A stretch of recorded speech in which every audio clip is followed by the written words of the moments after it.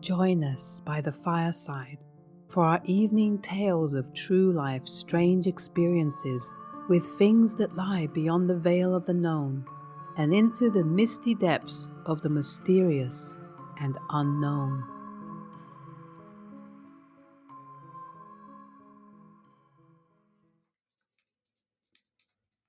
Strange figures in the woods. Well, here's my story. I was camping at a lake and I took an afternoon hike around the area with my nephew. So I go off trail quite often and did so towards the lake. I came across a crevice in the rocks and went into the area by taking off my backpack and just sort of squeezing through it because it was, would have been too difficult otherwise. The area was ringed entirely with boulders, and this crevice was the only way in. There were rocks, logs arranged around the fire pit in the middle. There was a sort of structure like a primitive outhouse. It had been built in place and hand carried in piece by the looks of it. Inside the outhouse was a bucket with a child's cartoony kind of potty on top, like you'd use for potty training or something. There were sticks that were hung all over, and they were tied into these little figures, kind of like the Blair Witch Project, if anyone's ever seen that. Stones were stacked in little piles around the place. The area was a good 20 yards off trail. It had this overwhelming sense of dread that I could feel quite tangibly. My nephew, 13 at the time, was also kind of, inexplicably terrified and felt very uneasy in there, like we were being watched or something. And then we left and we started to hear voices. Now, this is a remote area. There had been no other people around. Instead of heading back towards the voices and the trail, we cut back towards the lake and decided to head back to camp along the lake instead of the trail. As soon as we did, we heard footsteps through the brush and spooked, and we just ran to the lake's edge as fast as we could. There were more stacked stones and stick people, so we bolted again. We kept seeing these things everywhere. Eventually, we decided we just scared ourselves and maybe we were just being ridiculous and we started laughing just to try and, you know, I don't know, I guess get rid of the fear kind of thing, bring ourselves back to reality or something. Then we came across a large rock outcropping and we cut back into the forest. And as soon as we got about 5 feet into the forest, this awful, unsettling, nervous kind of feeling returned to both of us. By now, we're actually very far off trail, and there were no people on the shore. Very distinctly then, I heard a small child laughing in the woods, which was really strange because what was the child doing there in the woods? There was nobody around.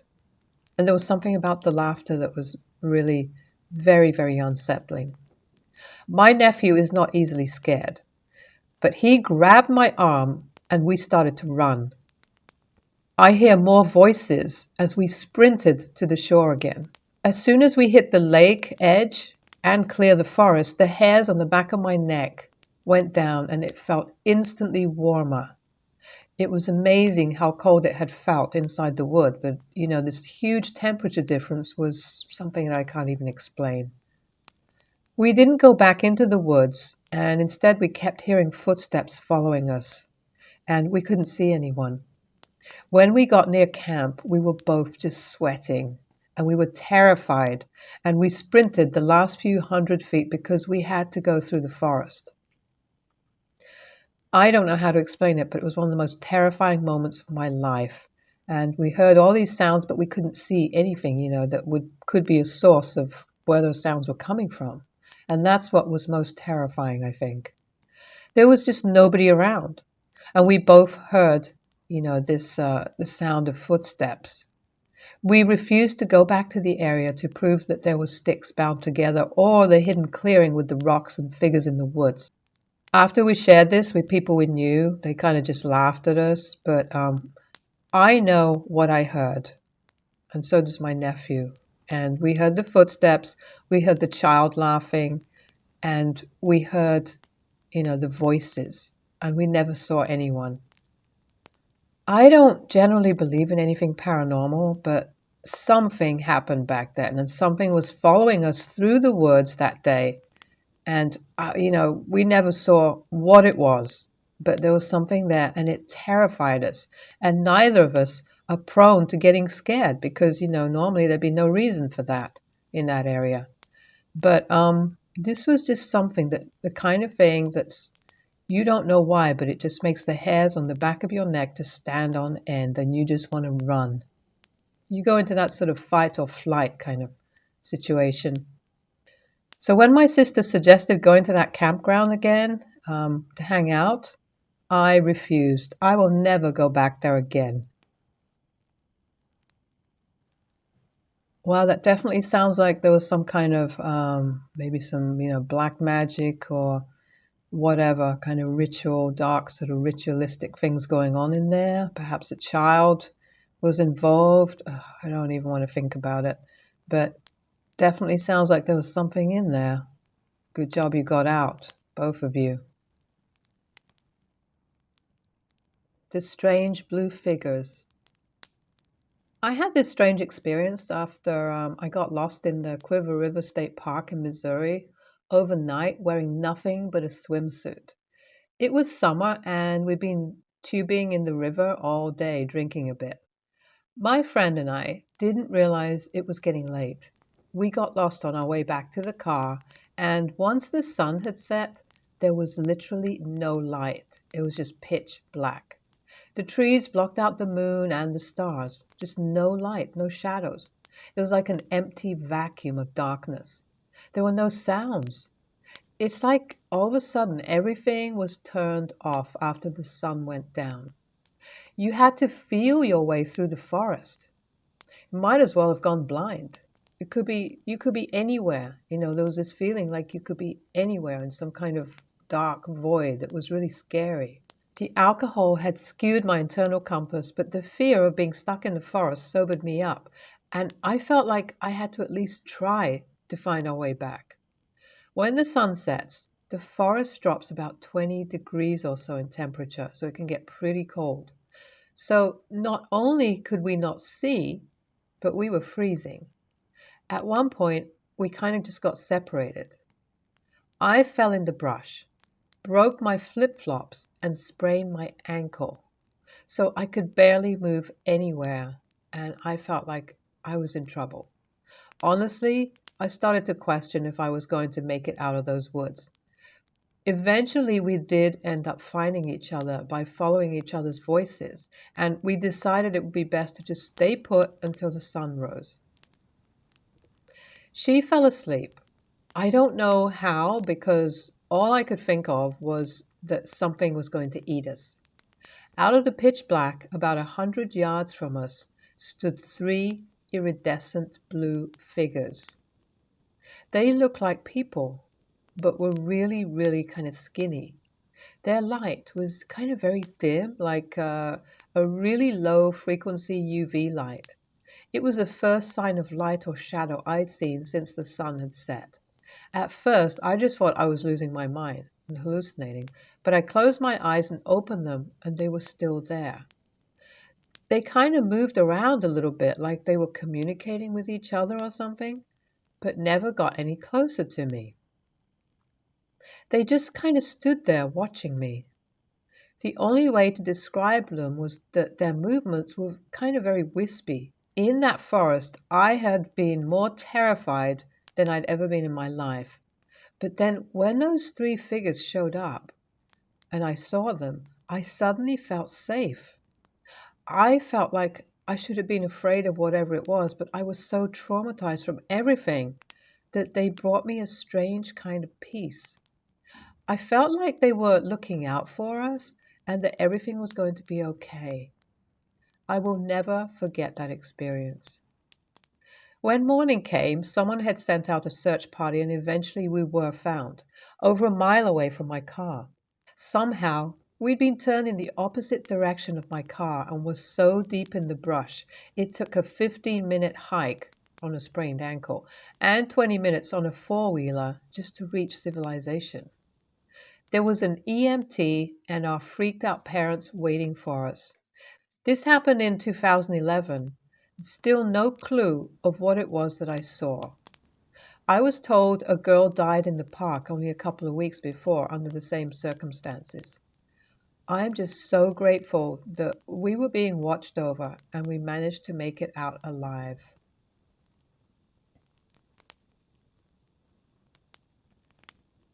I almost get the impression maybe these were, your guardian angels or something kind of watching over you. And obviously, neither of you were meant to die in there because otherwise this wouldn't have happened. So, yeah, quite fascinating that this happened, and the way they made you feel by their presence kind of gives you a clue that they were definitely watching out for you. The Appalachian Trail. I was about 16 or so, and my boyfriend at the time was an avid hiker, hunter, and all around outdoorsman. I was also into all these things and just loved camping. We decided to drive up to a spot that picked up the Appalachian Trail, an area we'd been hiking for years, and camp for the night. The sun was starting to set, and we were settled in, and we were all kind of snuggling by the campfire, and it was, kind of nice. All of a sudden, this feeling just kind of seemed to wash over me. And the only way I can describe it is like there was this sense of terrible, terrible darkness and dread and just utter fear that came over me. And I was completely anxious when just moments before everything was peaceful and nice. I was genuinely scared and had no idea why. I was laying there, trying to ignore the feeling when all of a sudden my boyfriend goes, "So, are you also feeling super freaked out right now? Or is it just me?" "Yeah, I am." "Right, let's get the hell out of here." We packed our things as fast as we could and we rushed the hell out of those woods, desperately trying to reach the car before the last bit of light disappeared. I remember just jogging down the trail through the woods, staring up at the twilight sky peeking through the branches and hoping that we'd make it, while not hearing a single sound throughout the woods. No birds, no insects, just us. Everything felt so heavy, like this kind of heavy cloud, this blanket had suddenly just descended over the whole place. We got to the car just as it fell dark, scrambled in, and drove out of there as fast as we could, not even knowing exactly why, except that we just felt that we had to, and we were just so terrified for some inexplicable reason. Then the next day, I was at home watching the evening news when they announced that a missing college student's body had been found in the woods near a section of the Appalachian Trail. Authorities suspected foul play and had been searching for him for about a week or so. They confirmed that he had been murdered and his body dumped there by his suspected classmates. My stomach dropped and my blood ran cold because they showed footage of where he was found, which was right next to where we had set up camp the night before. My boyfriend also saw the story and called me to see if I'd seen. Needless to say, we were both totally freaked out by this. I have no idea what that feeling was in the woods, but the most unsettling part of me was that my boyfriend felt it too at the same time as me, even though I didn't say anything, and my head was laying on his chest so he couldn't see my face or expressions. Super weird. Well, certainly a murdered body just kind of dumped in the woods there is going to attract all kinds of incredibly negative, evil energies. So I can just only imagine what it would have been like, like when it got dark, after dark. probably many times worse. So I'm always relieved when people get out of these situations unhurt. The campfire. Years ago, while I was still a senior in high school, my friends and I decided to go camping in the woods behind his house. The woods behind his house were attached to state land, and there wasn't anything in them for quite a long ways. The three of us got a big tent, and we filled our backpacks up with camping supplies, food, and, just beer and stuff. We hiked for a good 10 miles, probably until we found a clearing and some trees near a field. The spot was absolutely awesome. So we set up camp and we just started drinking and just hanging out. Night came and we had an awesome fire going and we were making food, drinking, and just kind of messing around. We decided to go back into the tent and just hotbox it. We were in there for probably a good 15 minutes when all of a sudden our massive fire just went straight out. I, curious, went outside to check and was just freaked out. The fire was out. I mean, just straight out. No embers burning, nothing. It was dead. I shook it off and just thought that I was, just stoned out of my mind or something, or drunk. I don't know. Friends and I relit the fire with new wood and kindling and went back in the tent. Fire was nice and bright, and I could see it was just burning nice and tall again. There was no wind, it was a still night. About 5 minutes in, boom, the fire is out again. This time, I hear some crunching in the leaves. My friend grabs my arm and whispers he has a pocket knife and is ready to run out there. I told him to shut the hell up and wait and listen. Crunching slowly faded off into the woods. Eventually, we all went out and noticed no fire, no burning embers again. But no water was poured on it or anything. It wasn't windy, and it was about 60 degrees Fahrenheit outside. I lit fires many times in my life while camping and never ever experienced this. I relit it one last time and went back into camp. This time I kept the door flap open and the screen closed to watch it. It was burning, incredibly tall and looked like it would last for quite some time. All of a sudden, as I looked at it, it went out right in front of us, completely out. It was as if it just poofed into nothing. We all heard the crunching in the woods again, like something was walking away from our tent, stopping and then walking away more. This crunching occurred for a good 15 minutes, like something just kept walking around and around the area. Safe to say, we closed the tent up, all went back to have a full view with a single pocket knife at our defense. I was scared out of my mind. We stayed awake until sunlight like that. None of us slept. We made it back, but we still joke about that from time to time because it was terrifying and super weird. Well, I wonder what that area is, the area where you camped. Is it like was it a Native American, um, like, I don't know, burial site or something? It almost sounds like a kind of skinwalker story or something like that. Definitely some creature was out there, and the fact that your fire was going out sounds to me like it had some kind of supernatural abilities. That's why I'm wondering if it was a skinwalker. But who knows? I mean, there are so many things out there. It could be any kind of weird cryptid thing that has powers, special powers or whatever. I don't know. So super weird indeed. The unexpected terror. This was my first time backpacking, and I was exhausted. And I set up my tent early just to pass out and get some sleep. I woke up then to some huge mass pushing against my head through the thin lining of my tent. It scraped across my tent a bit, and then it let out a huge breath that sounded like a bear breathing heavily.